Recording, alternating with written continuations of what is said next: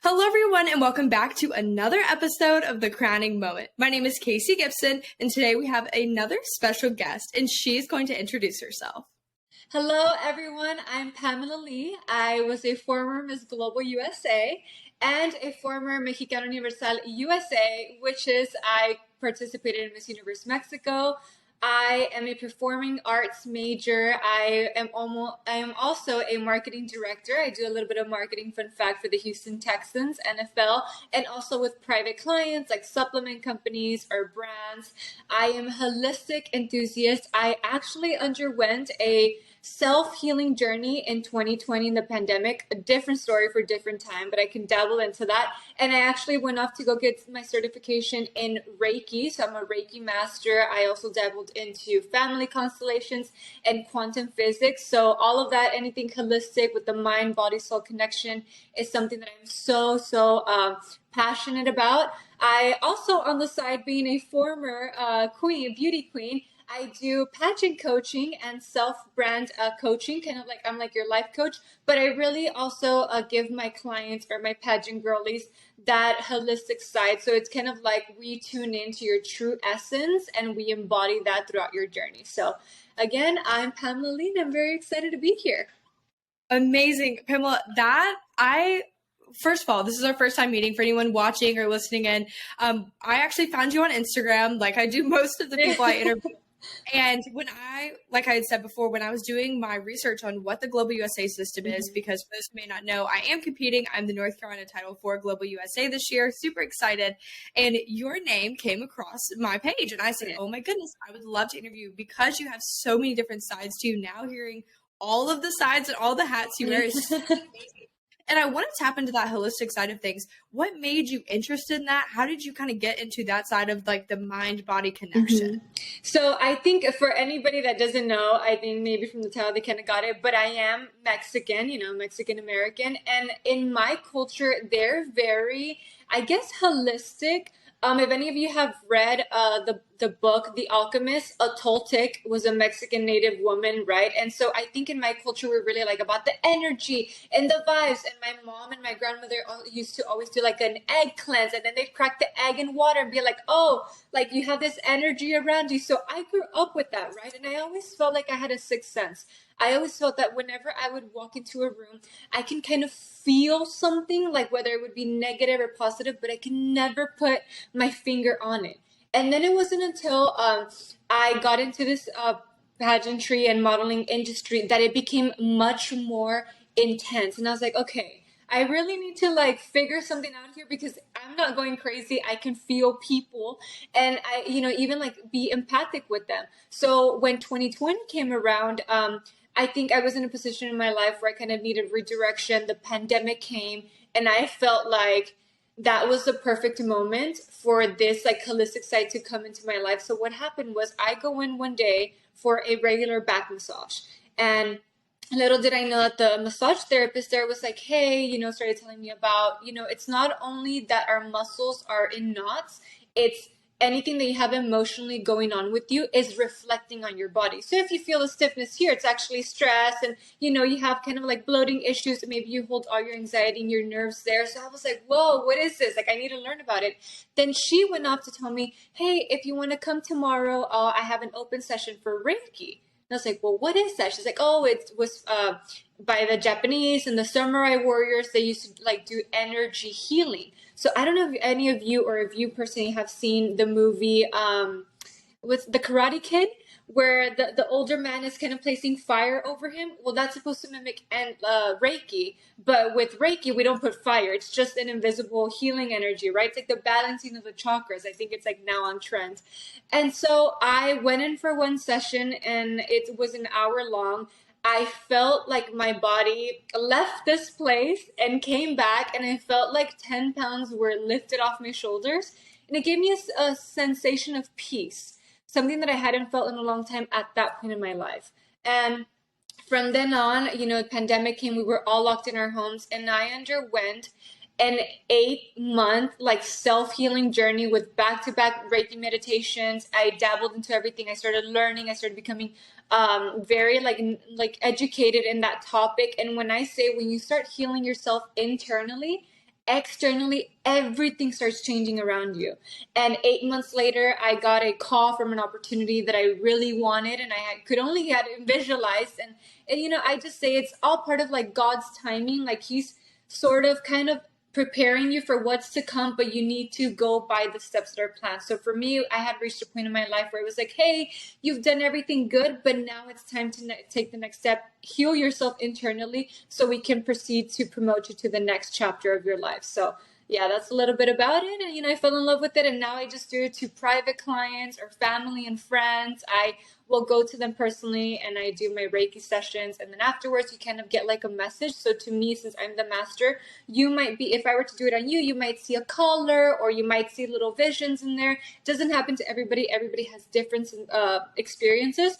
And then to me, I can sometimes feel like, hey, maybe you have a little bit of pain here if you're an athlete, and then I can kind of pinpoint where that may come from. So it's just the whole topic. We can spend an hour here just talking about it, but that's a little bit about that holistic side of me.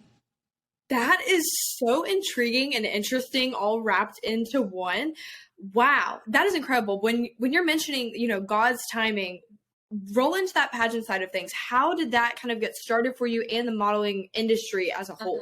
So in the modeling industry, I actually began very young. My mom actually put me in my first pageant when I was 6 months old. I don't remember anything, but and then when I was 10 years old, my grandmother, who lived with us and also helped raise us, she got diagnosed with leukemia. And it's so funny how everything kind of has like a turning point in your life. That affected me like really bad. And I remember my godfather was like, hey, why don't you come to Mexico? Get your mind off things. Like, let's put you into some extracurricular activities. And he's like, you can go into tech, you can go into painting, you can go into theater and everything. And with my grandmother, we used to watch novelas. So something in me was like, well, maybe I'll do theater, right? Theater and music. And I always say that when I stepped on that stage, when I started taking the classes, something in me was like, wait, this is not just something that I like. I love it. I feel passionate. There's like a whole art to it, right? Understanding the emotions, the body psychology, when to do it, the timing, the tying a whole storyline together, the music aspect of it. So I was like, okay, I think this is for me. After that, I didn't do anything with it. I kind of came back to the States. My grandmother, unfortunately, ended up passing away. So to me, it was just a lot of family time for the next 2 years. When I was 12, somebody scouted me randomly, asked me if I wanted to model. I said yes. And the rest is history. I always say it's like a snowball effect. I was a person that I never forced anything. I've always been a God faithful woman. So, and a child, I was always very close to God. So I was always like, if it's for me, it will be for me. It was a snowball effect. One opportunity, it led me to meet other people. Those people allowed me to get even more opportunities.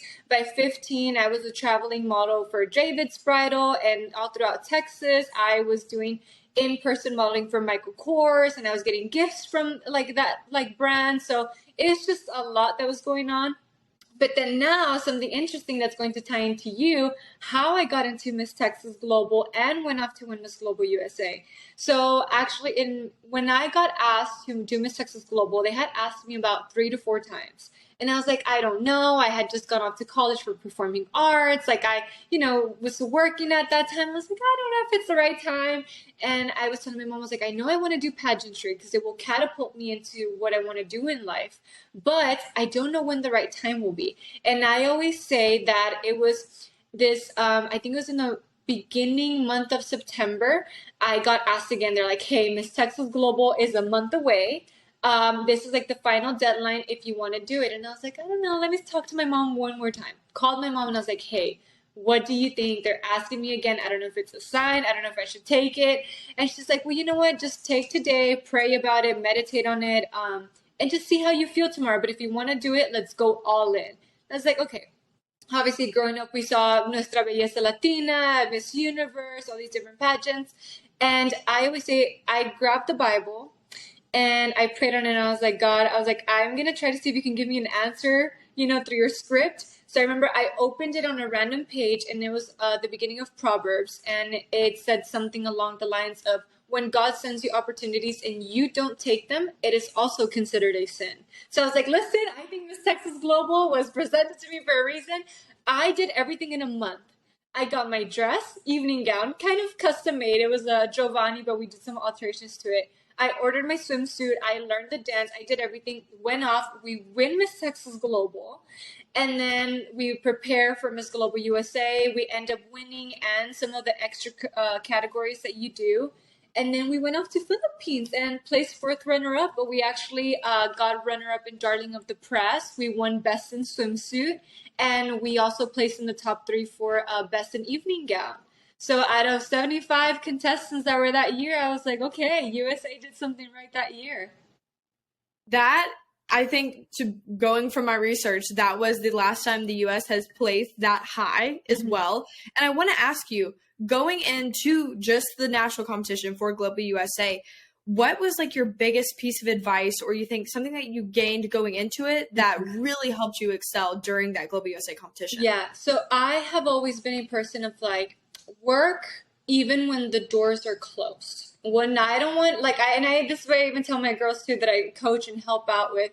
I'm like, I understand everybody wants that pretty social media, the appearances, kind of like that perfect interview, but no, you have to do the work behind closed doors. So I would always say that during my prep mode, I did not see a lot of my friends. I even kind of restricted time a little bit from family. I'm like an overachiever, you can say. But even whenever I was, for example, working out, I didn't listen to music. I was listening to the news. What was like the top political conversations? How can I formulate my own opinions based on the information that I was receiving through media outlets, doing my own research? Also, when it came to something that I think that is so important, my wardrobe, I didn't want to just go in and I understand price tags is one thing, but I would even sometimes get secondhand pieces or that were donated or gifted to me or even by friend designers, and I'd be like, okay, is this me? Is this kind of like the Pamela Lee brand that I want to show to them? Like, what colors personally resonate with me? What's going to make me stand out? So I think for you or any girl going into their national competition or any competition is really break down to what is your personal brand. When you answer a question, make sure that you are well educated to always provide the correct kind of like opinions and not something that you're learning or that you heard from another title holder or from your coach. Be your most authentic self, and that requires a lot of time for studying. Then when it comes to you, make sure that your appearances kind of tie into your personal brand. You never want to be that person that is going out there and doing 150 appearances, but they all don't have a story in between them. Like, really stand and advocate for something that you want to represent, right? Because the day of tomorrow, like, that is your legacy that you're leaving behind. And you want like your presence and your name to have value in it. So I would just say prepare in overall aspects that you can. Because those extra 5 minutes of preparation, even though it might not seem that they will make a difference now, but trust me, on that stage, it will make a difference. That turn that you keep practicing in your room or down that hallway that you want to do, that like look, it will reflect on stage in an interview. It always does. That is such great advice, especially going and talking about those appearances. That is sometimes one of the hardest areas that you're trying to work on. I like that you mentioned having that story. Does it match your brand? Is it with you?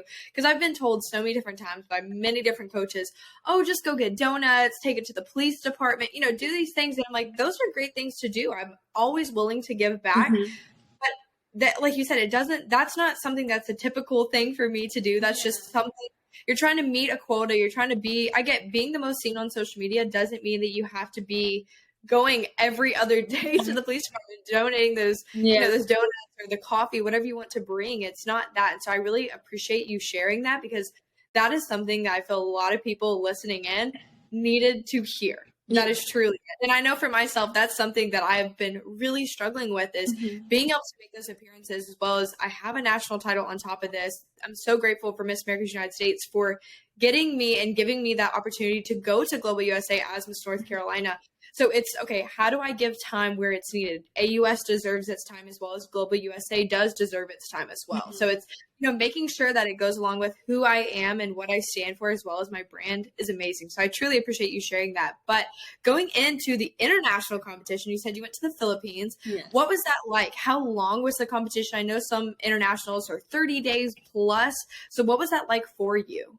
So one of the tips that I will also give everybody competing, whether it's state, national, or international, and I offer this in my pageant coaching, is a pageant binder. And there you're actually able to schedule out all of your events, calendar, time, dates, outfits. I provide you with my own personal packing list, because it's one thing to say a pageant coach that hasn't competed in pageants, but I think I've done it enough times that I'm like, girls, we need this. Even to like the simplest thing where I'm like, take this size bandages and then this size and take extra toiletries. Like, I break down everything in the pageant binder and I personalize it to every one of my clients. So that's one of the things that I would say, because even when you go to the international one, what helped me a lot was I had everything scheduled by the day. This day I am going to do, because they actually give you beforehand, like a month out in advance, what you have to pack. Like, oh, we're gonna wear a purple top and a black bottom. So I always took even 2 to 3 options of every kind. And I scheduled everything by the date, the outfit, the accessories that would go with it. Everything made that pageant binder made my life so much easier. And everybody that would be around me would be like, what is that? And I was like, I just made my pageant binder. I had practice questions there. I had everything to make sure that you'll be ready for that stage. And that experience was so, I would just say it just showed me a whole completely different world.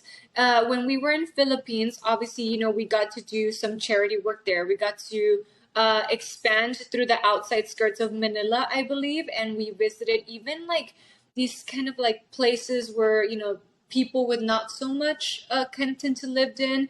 And, we got to spend some time with them. We laughed, we danced, and even it was just providing hugs and smiles to those people then that just really warms your heart.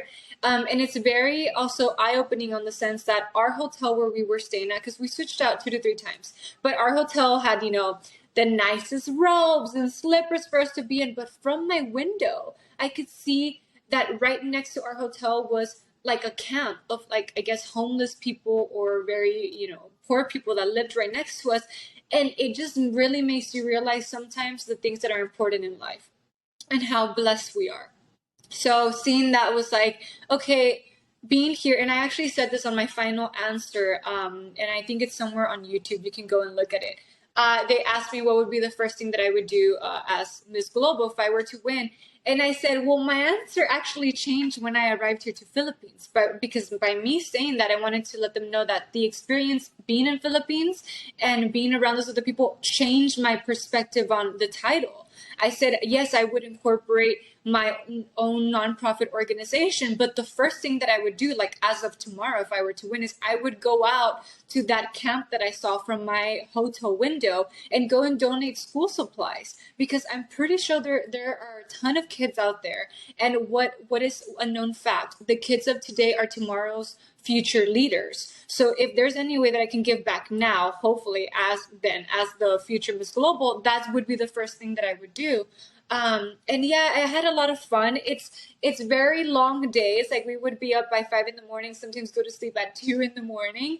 But I think it was just also being around my Miss Global sisters, accomplished women from all around the world, that made it so much fun. Like, you get to interact on different stories and then accents and so many cultures coming together. It's just, yeah, it was an amazing time. Very eye-opening on one part, but also very heartwarming on the other. With going into a long journey like that, going for those international competitions, I know I recently talked to the Miss Eco USA and how she was kind of preparing for that style of competition. How did you financially prepare for that, to be gone a month long? How did you alert your job that you were in, or even your college or university, on here's what I'm doing and this is the time I'm going to need to take for myself? So I've always been a big believer in open communication. One, whether it is you have to communicate it with your job in advance, kind of fill them in, like bring people along in the journey so that they also know when it is that, kind of excuse your absence, right? They're like, okay, she's going for this. And also, I think it's okay now to be vulnerable. Like, hey, this is not just a pageant. Like, I'm doing this because I think it will really catapult me and benefit my career, my long-term goals. Like, make sure you surround yourselves with a very good, well-supported system. And also, that's one of the things that I did. Like, I made sure I had saved enough that by the month being gone, nothing would kind of like affect me. And also, I do have to say out here in the open, I have a family that has always supported me. My parents, they're like, hey, if you run into anything, I got you. I know that's not everybody's situation, but then there's also another side of like, it's okay to ask for sponsorships. It's okay if maybe you find yourself in a financial situation where maybe it might be really, really tight for you being a month gone. Open even like a GoFundMe, right? Open something where you even ask local businesses or local family and friends, like, hey, if you want to come along in my journey, even those like $50 will make a difference, or have somebody take care of even like your pet from like the month of being gone. So I think it's okay to be vulnerable, to ask for help when we need it, because I know today we live in a day and age where we see so many people kind of embracing and like a really shining light on this, like, I'm independent and I got everything myself. But this is a reminder, it's okay to ask for help when in need.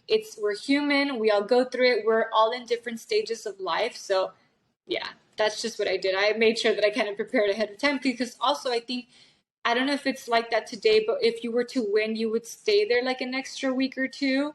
So you kind of have to keep that in mind and pack also extra if that were to happen, if you were to win. So I just say plan ahead and ask for help, and make sure you have a good, strong, supportive system around you. That's amazing. And I'm so glad that the listeners can hear, what it's like to be going to a competition like that, and also somewhat how to prepare for that financially, mentally, physically. And I want to ask you, after going, you got done with Global USA, you came back to the United States.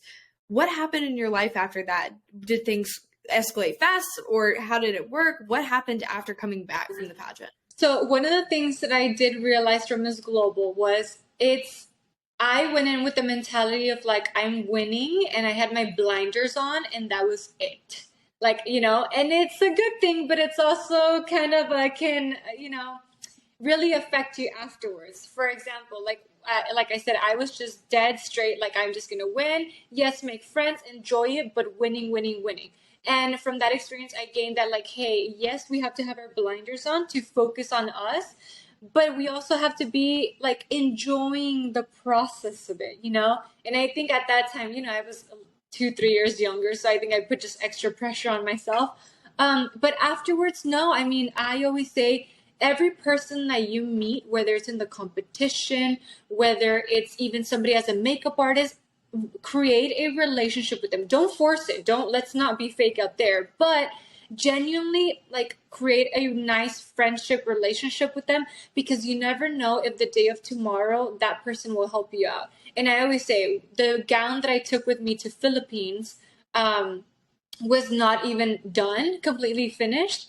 And obviously there was no time for me to finish it on my own over there. But I had attended New York Fashion Week the season before leaving to the pageant. And I ended up modeling for Rion Fernandez, who we now know dressed Arbany for Miss Texas, Miss USA, and Miss Universe. And I built such a strong relationship with him, friendship, always keeping him in the loop of things, always, congratulating him on his successes, that Rion Fernandez actually made his assistant drive 5 hours to personally deliver me 3 gowns for me to choose from. And, Rion Fernandez is one of the top designers that I think a lot of people will even be like, oh my gosh, he's such a high value person. But I'm like, that goes to show you the people that you make relationships with really can benefit you the tomorrow.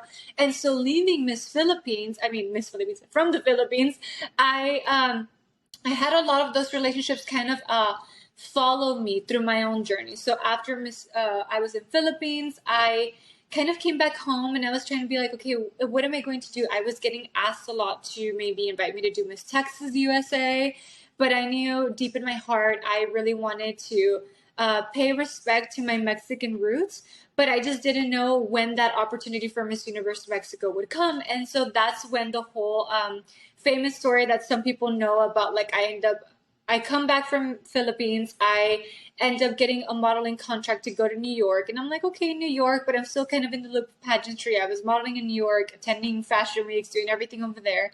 And then February of 2020, I get invited to a dinner where Madison Berrios there. She had just finished first runner-up in Miss Universe, Miss Grand Cuba, and like a bunch of other people were there. And it was in that dinner where I was like, God, I need to know again. Am I gonna go to Miss Universe Mexico? Am I gonna stay in Texas? Like, do I stay in New York? Like, what am I gonna do? Do I continue pageantry? Like, I was just kind of lost. And yeah, I prayed on it. 3 seconds later, this man stands up who then went on to become my life coach. He prepares a lot of the Miss Universe Puerto Rico queens and a lot of other queens around. And he's like, hey, we know who you are. We want to congratulate you on your journey that you did in in Philippines and all of your top placements. We just want to let you know, if you think about continuing your pageant journey, we're on board with you. These are people from like Miss Universe Puerto Rico, these very high influential people. And I was like, oh my gosh, it's a sign. But again, pandemic came. I went through my self-healing journey. And then 8 months later, I received a call for the contract that will catapult me to Miss Universe Mexico. So, I always say, and a lot of the people, makeup artists, designers, everybody that helped me get to Philippines and after Philippines, even relationships that I built there, all helped me when I went to Miss Universe Mexico. Half of my wardrobe was from Filipino designers. So that's actually even something that I always say in my interviews, was like, I had to pay respect to Philippines because the Filipinos were always behind me once they got to know the real me. So even going to my dream job for Miss Universe Mexico, yeah, I had half my wardrobe Filipinos. That is incredible. Holy moly. That really is in God's timing, Yeah. when everything just kind of happens the way it does. So from that entire journey of, going to the Philippines, coming back out of it, having all of these amazing moments, spiritual awakenings, what do you think is your biggest takeaway from all of it?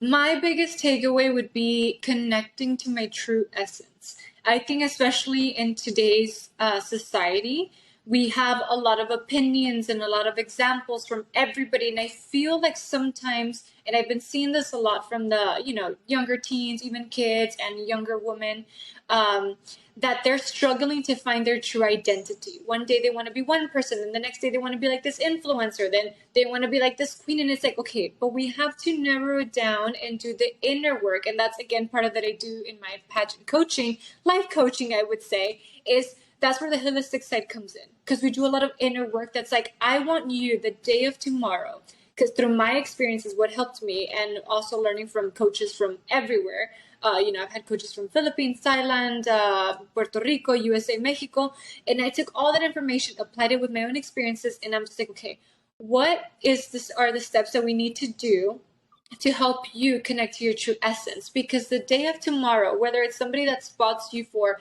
an opportunity to come out in a magazine, or your pageant interview, or on stage, we need your essence to radiate. And it's not going to be through a perfect gown. It's not going to through the perfect makeup or hairstyle or the perfect shoes or the perfect pose. It's going to be through what you emit onto the people. What is it that you're going to evoke within them? And I think that's one of the key factors in anybody being successful in their professional personal world, is connecting to your essence. Because once you get that unlocked, you're able to, and I think it's a bad word, but manipulate everything around you, but in a good way. You're able to have everything kind of play in your favor for the good, along your journey. So that would be my one key, is connecting to your true essence. That I'm just blown away by our entire conversation. This is amazing. And I know we're getting to that 30-minute mark, but I wanted you to let everyone know, how can they get in touch with you? How can they learn more about you, and kind of what your social medias are, or your website to find you at? So I am the most active through my Instagram, and it is at Pamela Lee U. And it's just a U at the end. It's the first initial of my last name. So Pamela Lee U. I am kind of branching off into TikTok, also the same as Instagram, but through my personal Instagram, if anybody is interested in any pageant coaching, or if you have a business and you're interested in any marketing, I've done a lot, also embarked through the whole Amazon. I set up the sites and everything for these brands. hit me up through my Instagram and I'll be able to privately send you all of the emails and ways on how we can get started on that. But yeah, that is it. That is amazing. Well, we've come to the final question of the podcast, and I like to ask everyone the same question. Are you ready? Yes. Amazing. All right. In what way has pageants positively impacted you? It has made me come out of my comfort zone because a lot of us are held back by fear, which is just an illusion. And it allows us to really have a like very evolution of yourself personally, professionally. It has also taught me the importance of, and again, going back to it, connecting to my true essence. And it's allowed me to really blossom into the person that I am. I always say pageantry, it's not just for the girl wanting to get that crown in the end. It's for the woman who wants to become empowered. It's for the woman who wants to evolve in all ways, in all aspects of life. So I always say pageantry it's like a college for us. We definitely learn. We truly do. And I hope that those listening today or watching us on YouTube did learn something from this episode. I know I truly did. And this was so amazing, Pamela. Thank you so much for sitting down with me today. And guys, you never know what happens in the future. So I guess you'll have to check out next week on another episode of The Crowning Moment. Bye, guys.